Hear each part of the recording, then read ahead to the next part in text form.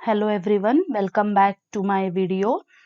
Today we shall learn the further part of the same topic, issue of shares.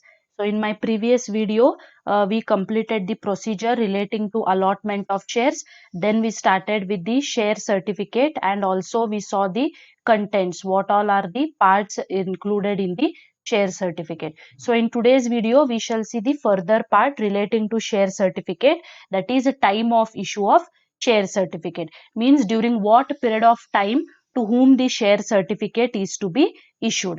Okay, so first one is within 2 months from the date of incorporation, it is to be issued to the subscribers of memorandum of association. This means that once the company is registered, that is once the company is incorporated, within 2 months of its registration or within 2 months of its incorporation, the share certificate is to be issued by the company to the subscribers of memorandum of association. Then coming to the second one, within 2 months from the date of allotment to all the allottees in case of allotment of shares. Once the shares are allotted by the company, within 2 months period of time, the share certificate is to be issued to all the allottees, means to whom the shares have been allotted, to all the allottees the share certificate is to be issued within 2 months period of time. And the third one is within 1 month from the date of receipt of instrument of transfer to the transferee in case of transfer of shares and to the legal representative in case of transmission of shares. Means what? If any person wants to transfer his shares to any other person, first thing is he has to prepare one instrument of transfer, and once that instrument of transfer is received by the company, within 1 month period of time, a share certificate is to be issued to the new person to whom the shares have been transferred, and that person is called as transferee. Fine. So this is relating to the time of issue of share certificate. Now coming to the next further part is duplicate share certificate. Till now we studied what do you mean by share certificate. Now we will study what do you mean by duplicate share certificate. So in general English, duplicate means we can say identical or which is similar, but it is not original. Fine. So duplicate share certificate means what? Okay. So a company can issue a duplicate share certificate in the following situations. I said that duplicate share certificate is a share certificate which is not the original one. It is duplicated copy or it is a Xerox copy of the original certificate. Now there are certain situations or certain circumstances where a company can issue a duplicate share certificate.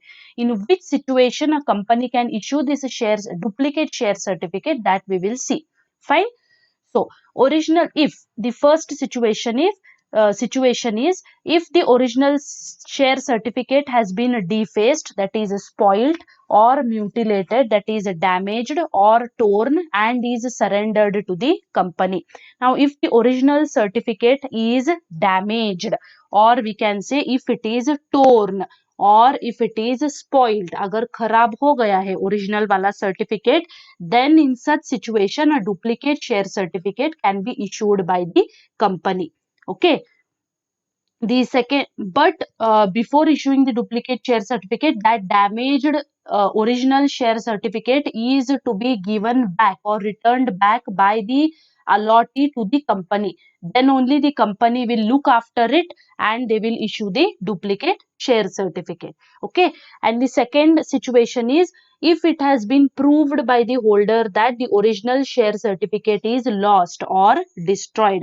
Now if the shareholder or if the allottee proves to the company that the share certificate has been lost by him, अगर original share certificate गुम हो गया है किसी shareholder से या वो completely destroy हो गया है, in such situation also a duplicate share certificate can be issued by the company. Okay. The third one is in case of loss of share certificate. Now what is the procedure the company follows to issue the duplicate share certificate? In case of loss of share certificate, the company puts up a notice in the newspaper to announce the loss of share certificate and asks the finder, if any, to return it to the company.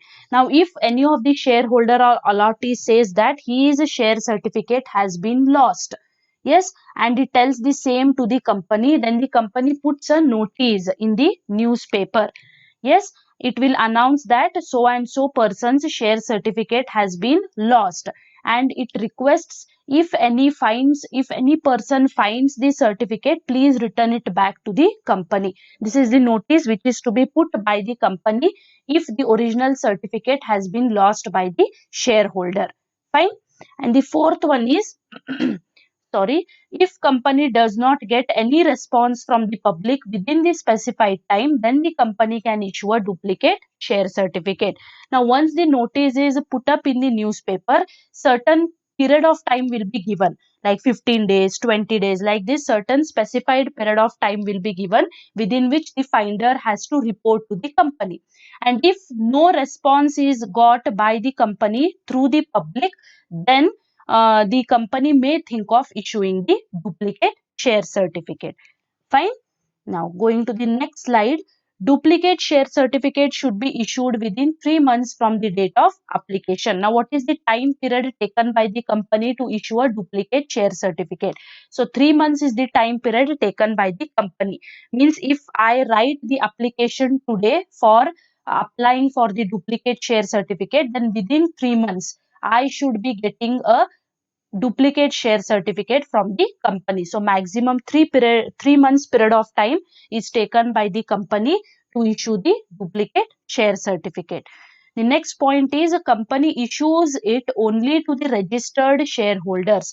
Now again certain rule is followed by the company. If the shareholder is registered in the company's register of members, yes, if his name is registered, then only this duplicate share certificate will be given. Otherwise, no.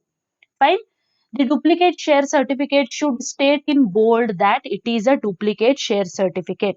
Now, usually what happens on the share certificate, it will be written as a share certificate in normal. Okay. But if it is a duplicate share certificate, then clearly it should mention that it is a duplicate share certificate in bold letters, or in capital letters. It must be mentioned that it is a duplicate share certificate. Fine. And the last point is company has to pay heavy penalty if it has issued duplicate share certificate with the intention to defraud. Now, if the company has issued a duplicate share certificate going against the law, or by breaking the law, or for any illegal purpose, a duplicate share certificate has been issued by the company, then company is liable to pay a heavy penalty. Means punishment fees is to be paid by the company if it has issued the duplicate certificate for any invalid reason or for any illegal reason. Fine. So this is relating to duplicate share certificate. Now next we'll move to the next subtopic, that is calls on shares. This topic we have already studied when I started with the introduction relating to topic. We studied the first subtopic, that is types of share capital. In that, one type of share capital we studied, that was called up capital. Yes, same meaning is applicable to this calls on shares also. Fine. Now one by one we will see again what do you mean by this calls on shares. So calls on shares. At the time of issue of shares, a company may state that the issue price of the shares is to be paid in installments as and when the company demands. So what do you mean by this calls on shares? When the company issues the shares, yes, to the shareholders, that time it will demand from the shareholders the call money is to be paid either in installments or it is to be paid in full as and when the company demands. Means what? As and when the company demands from its shareholders, shareholders must be ready to pay the call money in installments. Fine. So when a company demands the shareholder to pay a part or full amount, it is called as a calls on shares. So in simple, calls on shares means it is the amount which is demanded by the company. Either it can be paid a part wise or it can be paid in full amount. So whenever the company demands the amount, you can say the call amount from the shareholders, either in part or full, that is called as calls on shares. Besides the application money and allotment money, if a company demands the balance unpaid amount on shares, it is called as calls on shares. Usually this calls on shares is the balance unpaid amount which is to be paid by the shareholder as and when the company demands from that particular shareholder. If the amount is paid in full by the shareholder, then there is no question of call amount, or then there is no question of calls on shares. But if the amount is partly paid and still the balance is to be paid by the shareholder, that time the question of calls on shares arises, and that time the shareholder has to pay to the company as and when the company demands it. Fine. And the amount unpaid is a liability for the shareholder. As the amount is not yet paid by the shareholder, obviously it is treated as liability on the shareholder's part. And if the shareholder fails to pay the calls, company can forfeit the shares. Now here a new term you are going to study, that is forfeit. So in simple, forfeit means nothing but cancellation. Means what? If the shareholder is not ready to pay, or if he is unable to pay the call money, certain time period will be given by the company. Even after completion of that time period, he is unable to pay the money, then the shares will be cancelled in his name. Means what? Whatever the shares are there in his name, all the shares will be cancelled by the company. So forfeit means cancel. And this forfeiture of shares is done when the shareholder is unable to pay the call money, or when he fails to pay the call money, forfeiture of shares takes place. So forfeiture of shares means cancellation of shares. Fine. We'll go to the next slide. Calls can be made only by the board of directors. Now, who is having the proper authority to call for the call money? That is with the board of directors. The final authority or the proper authority to demand for the call money is with the board of directors. Company sends a call letter or notice to the shareholder asking them to pay the call money, and can give them minimum 14 days notice to pay the call money to the company's banker. Now, what procedure is followed by the company to collect the call money? Yes, a call letter, or you can say a notice, is to be sent by the company to that particular specific shareholder. And what is the time period given by the company? It is 14 days. So 14 days time period is given by the company to the shareholder to pay the balance amount, either in part or in full. And that money is to be paid with the company's banker. No call can be made for more than 25% of the nominal value of shares. So 25% is the total, or you can say maximum amount that can be demanded in the form of call money. Fine. It cannot be made more than 25%. And the gap between two calls should not be less than 1 month. Means what? If today the company has called for 25% of money from the particular shareholder, then only after 1 month again the company can demand for the next 25%. So minimum gap between two calls should be minimum 1 month. Within 1 month, the company cannot demand for the call money immediately. Fine. For after 1 month only, means minimum 1 month time period is to be given between two calls. The rules and procedure to make calls is given in the company's articles of association. Again, what all rules and procedure is to be followed by the company, that will be given in detail in the company's article of association. Fine. Now we'll go to the next slide. Hope you are clear with the calls on shares. So in simple, calls on shares is nothing but the amount demanded by the company, or you can say the balance unpaid amount which is demanded by the company from the shareholder is known as calls on shares. Minimum 14 days period of time will be given to pay the balance amount by giving a proper call letter or notice. Fine. Now, the next subtopic in this chapter is forfeiture of shares. I told you forfeit or forfeiture means cancellation in normal English. Now, in detail, we will study what do you mean by forfeiture of shares. Fine? Okay.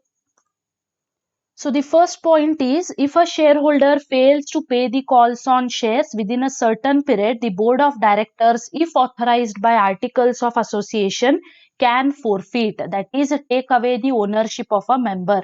This is called as forfeiture of shares. So in my previous slide I shared with you, forfeit means cancellation. If any shareholder fails to pay the call money, whenever the company demands the unpaid balance, whenever the company demands such balance from the shareholder, and if the shareholder fails to pay the money to the company, in such case, after a given specified period of time, that specified period of time is 14 days. So even after 14 days he is unable to pay the money, in such case the shares will be taken away from that shareholder, means the ownership from that shareholder will be taken away. This is called as forfeiture of shares. Company has to send a 14 days notice period of forfeiture to the concerned member. So the time period given by the company to the shareholder to pay the balance amount is 14 days. 14 days notice period is to be sent to the shareholder. A company can issue forfeited shares. A company can reissue the forfeited shares as these shares belong to the company, but reissue is not same as allotment of shares. Once the shares have been cancelled in certain shareholders' name, the same shares can be reissued or they can be resold by the company to some other person. Means what? For example, if the shares in my name have been forfeited by the company, okay, and if I am unable to pay the money, company will forfeit my shares. Whatever shares have been forfeited in my name, the same shares can be resold to some other person by the company. On reissue, if company gets more money than the calls which was due, the excess amount is paid back to the member. But whenever the company reissues the shares, company cannot demand more than the balance amount. If the company demands, then if the shareholder pays the company more money, then the excess amount is to be returned back to the new person. Fine.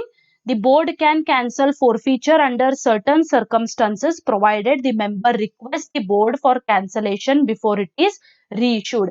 This forfeiture of shares can be cancelled by the board if the shareholder puts a request to the board.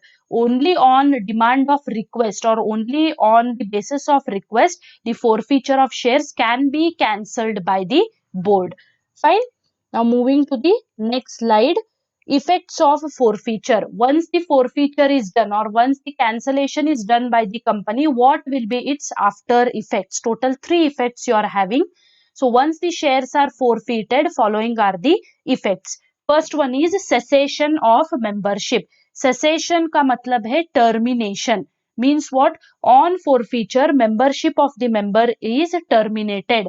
He loses all his membership rights and his name is removed from the register of members. So once any person's share is forfeited or cancelled, his name will be removed from the register of members. His membership will also be terminated or gets cancelled.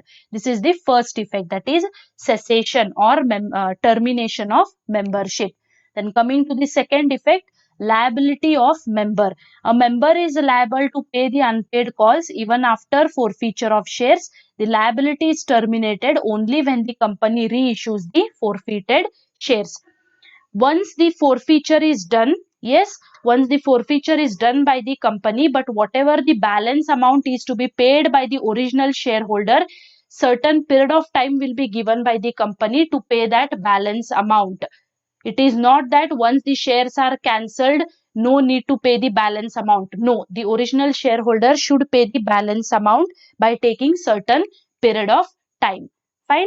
And the last third effect is liquidation of company. If a company goes in for liquidation within 1 year of forfeiture of shares, the member whose shares have been forfeited is liable to pay the calls as a past member. Now, what happens if the company goes in for liquidation or once the company closes its business or once the company winds up its business within 1 year of forfeiture, then the original member is liable to pay the balance amount. Same thing is given here. The member whose shares have been forfeited, means the member or the shareholders whose shares have been cancelled or forfeited, is liable to pay the call money as a past member. Fine. So these three are the effects of forfeiture. Fine. So forfeiture is nothing but cancellation of shares. If shareholder fails to pay the call money, or if he is unable to pay the call money within a given stipulated period of time of 14 days, in such situation the company will forfeit or cancel the shares and reissue the same shares to the some other person. And the effects of forfeiture are: first one is termination of membership, liability of member, and liquidation of company.